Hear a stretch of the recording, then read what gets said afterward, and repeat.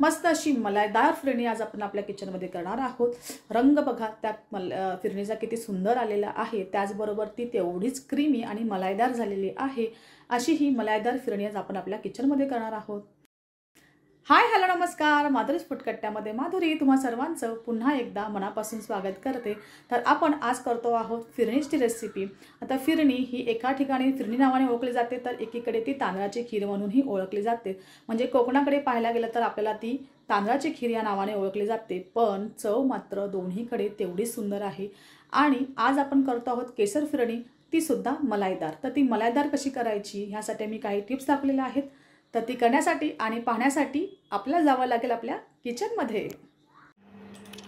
तर फिरणी बनवण्यासाठी सर्वात प्रथम आपल्याला इथे घ्यायचं आहे बासमती तांदूळ। तर बासमती तांदूळच घ्यायचा आहे, कारण बासमती तांदळामुळे फिरणीला खूप छान सुगंध येतो आणि ती चवीलाही खूप छान लागते।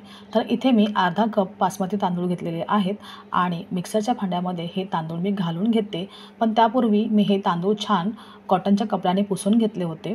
त्यानंतर मी हे मिक्सरच्या भांड्यात अशा प्रकारे दरदरे वाटून घेतलेले आहेत। तर वाटताना मी ह्यांना पल्स मोडवरती वाटलेलं आहे, कारण की जर तुम्ही डायरेक्ट मिक्सरला लावाल तर त्याची पावडर होईल आणि आपल्याला पावडर नको आहे। तर तांदळाचे असे बारीक कण हवेत, जसे आपली तांदळाची कणिक असते त्याचप्रमाणे कणीचे तांदूळ असतात त्याचप्रमाणे हे तांदूळ हवेत आपल्याला, पण त्यापेक्षा आणखीन थोडेसे बारीक हवेत। त्यामुळे मी पल्स मोडवरती छान असे हे तांदूळ 3-4 वेळा करून घेतले आणि हे अशा पद्धतीने मस्त असे कणी बारीक तयार झालेली आहे। आणि असेच तांदूळ आपल्याला इथे हवे आहेत आपली फिरणी करण्यासाठी। तर हे सर्व केल्यानंतरसुद्धा आपल्याला ह्या तांदळामध्ये थोडेसे आणखीन अख्खे तांदूळ दिसत आहेत, त्यामुळे मी पुन्हा एकदा काय करत आहे, खलबत्त्यामध्ये हे तांदूळ घेऊन थोडंसं आणखीन मी ह्याला वाटून घेणार आहे, जेणेकरून आपले तांदळाचे सर्व कण छान असे सुंदर एकसारखे दिसले जातील आणि ते खातानाही छान सुरेख लागतील। म्हणून खलबत्त्यामध्ये पुन्हा एकदा मी हे तांदूळ घेतले आणि छान असे बारीक वाटून घेतले। आणि मी मगाशी दाखवलं की ते चाळणीने मी चाळून घेतलेले आहेत, कारण की जी पावडर मिक्सरला आपण जेव्हा तांदूळ वाटले जी खाली जी पावडर राहिली असेल ती पावडर आपल्याला काढून घ्यायची आहेत आणि निव्वळ आपल्याला तांदळाचे कण हवेत, म्हणून ते आपण चाळणीने चाळून घ्यायचे आहेत। तर इथे माझे खलबत्त्यामध्ये सुद्धा हे वाटून झालेले आहेत। आता मी एका भांड्यामध्ये हे काढून घेते, स्वच्छ धुवून घेते आणि अर्धा तासासाठी ह्यांना आपण बाजूला भिजण्यासाठी ठेवून द्यायचे आहेत। तर अर्धा तास आपले तांदूळ छान भिजलेले आहेत इथे। आता आपण फिरणी करायला घेऊया। तर त्यासाठी मी इथे पॅनमध्ये 2 कप दूध घेतलेलं आहे, अर्थात अर्धा लिटर दूध झालेलं आहे इथे। आणि दूध छान गरम करून घ्यायचं आहे। दूध गरम करत असताना मी गॅसची फ्लेम मीडियम ठेवलेली आहे, ते केवळ दूध गरम होईपर्यंत। पण जेव्हा आपण पुढे जाऊन फिरणी तयार करू म्हणजे बनवू, त्यावेळेला गॅसची फ्लेम मंद करायची आहे आणि ही संपूर्ण फिरणी आपल्याला मंद गॅसवरती बनवायची आहे। तर दुधाला छान उकळ आलेली आहे आणि इथे मी आपले भिजलेले तांदूळ जे आपण वाटून घेतलेले आहेत, बारीक करून घेतलेले आहेत, ते मी इथे घालून घेतले आणि आणखीन अर्धा कप पाणी मी इथे घालून घेते। आणि आता मात्र मी गॅसची फ्लेम मंद केलेली आहे। तर गॅसची फ्लेम मंद करायचं कारण असं की जेव्हा आपण ही फिरणी बनवतो, शिजवतो, त्यावेळेला आपल्याला ह्यामध्ये एक क्रीमी टेक्स्चर आणण्यासाठी सतत ह्या फिरणीवरती म्हणजे दूध जेव्हा ही शिजते आहे त्यावेळेला त्याच्यावर एक मलाई तयार होईल आणि ती मलाई सातत्याने आपल्याला ह्या फिरणीमध्ये मिक्स करून घ्यायची आहे। दाखवते तुम्हाला कसं करायचं आहे। तर बघा इथे दुधावर छान अशी मलाई तयार झालेली आहे। त्याचं कारण आपल्या गॅसची फ्लेम मंद आहे, दूध छान स्थिरावतं आणि वर अशी छान मलाई तयार होते आणि ती मलाई आपल्याला या फिरणीमध्ये सतत मिक्स करायची आहे, जेणेकरून आपली ही फिरणी मस्त अशी मलाईदार तयार होईल। खाताना ती इतकी छान लागेल ना, जर तुम्ही अशी पद्धत फॉलो केलीत तर।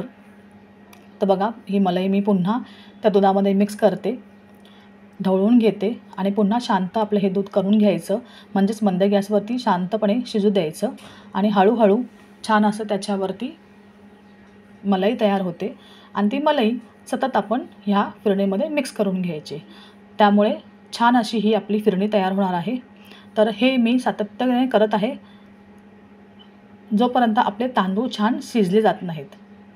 तर तांदूळ ही छान मस्त असे मऊसर शिजवून घ्यायचे, जास्त वेळ लागणार नाही, कारण की ऑलरेडी आपण तांदूळ छान भिजवून घेतलेले होते, त्यामुळे ते पटकन शिजले जातील। तर बघूया आपले तांदूळ किती शिजलेले आहेत। तर इथे अजून थोडीशी कसर आपल्या तांदळामध्ये आहे, तर अजून आपल्याला बाकीच्याही गोष्टी करायच्या आहेत, तोपर्यंत हे तांदूळ छान शिजले जातील. पण त्या दरम्यान आपल्याला ही जी गोष्ट आहे ती सातत्याने करत राहायची आहे. मलाई जमा करायची आणि ती मलाई ह्या फिरणीमध्ये सतत ढवळून घ्यायची. बाजूला चिकटलेली मलाईसुद्धा काढून घ्यायची. खूप मस्त अशी ही फिरणी इथं तयार होणार आहे. आता ह्या वेळेला आपण इथे घालूया काजू आणि बदामाचे तुकडे. 3 ते 4 काजू आणि बदाम मी इथे घेतलेले आहेत. वरची साल बदामाची काढून घेतली आणि छान असे पातळसे काप करून घेतले आणि ते सुद्धा आपल्या ह्या फिरणीमध्ये घालून घेतले. व्यवस्थित ढवळून घ्यायचं.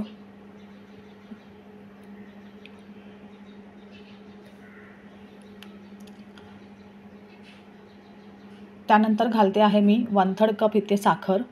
तर अर्धा कपपेक्षा थोडीशी कमी साखर इथं मी वापरत आहे.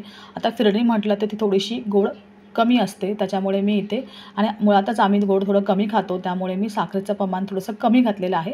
तुम्हाला गोड आवडत असेल तर तुम्ही थोडंसं प्रमाण वाढवलं तरी चालेल. त्यानंतर अर्धा छोटा चमचा मी घालते आहे वेलची पावडर.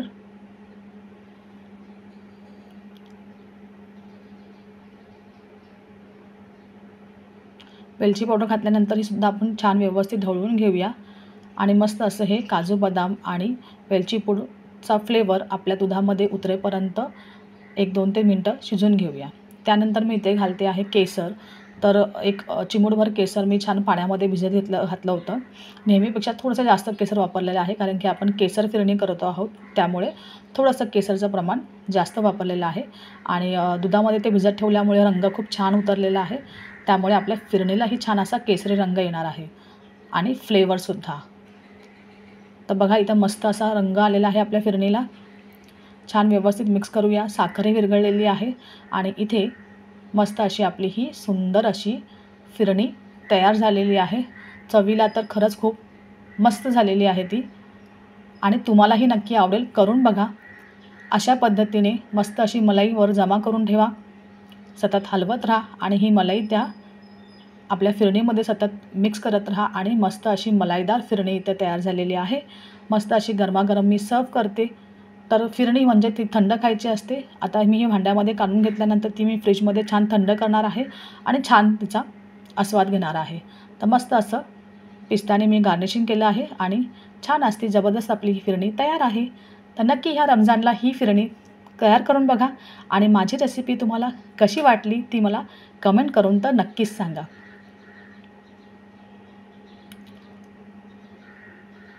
रंग बघा तुम्ही इतका मस्त आलेला आहे फिरणीला आणि त्याचा स्ट्रेक्चर बघा तुम्ही इतका छान मलाईदार आलेला आहे.